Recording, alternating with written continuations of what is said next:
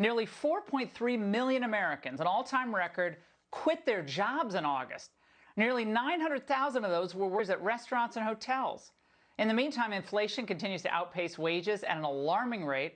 Joining me now is Ohio Senate candidate JD Vance. JD, so Americans are suffering economically.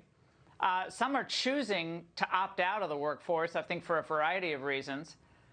But we're obsessing on Gruden or DEI or how awful America is on the left. That is their daily obsession.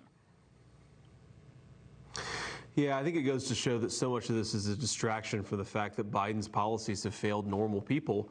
And you're exactly right. I mean, why does it matter what John Gruden said in an email 10 years ago? Who were the victims? Who were the people victimized? Certainly not the recipients of his email. Certainly nobody affected today by it.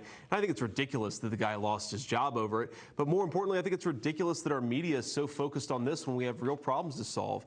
You know, I actually see, though obviously the economic consequences of a lot of workers not working is a problem, I see the fact that so many workers are refusing these vaccine mandates as a good thing. It suggests there's some fight in the American people, that they're not willing to accept these vaccine mandates and they're pushing back against it. That's a good thing at the end of the day, even though it is going to cause some short-term disruptions.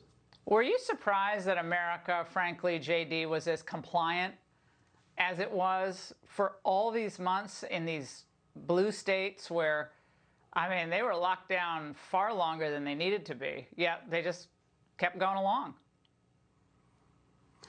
Certainly surprised by it and also worried by it. I mean, I went to San Diego to visit some family over Christmas, and you walk outside into public beach and it was like 99% of the people were wearing masks.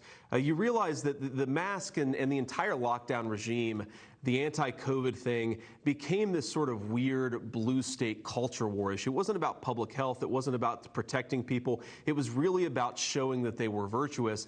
And unfortunately, that's continued. I mean, we're now 18 months into this thing. We have got to get back to some level of normalcy, but you still have people who are, I think, attached to the old way of doing things, even though it's not good for our people anymore. Well, they don't like the old normal. The old normal is rotten, racist, misogynist, homophobic. They have to destroy what they believe America is in order to get to the new America. I mean, that seems like that's been happening for a while now. JD, great to see you tonight.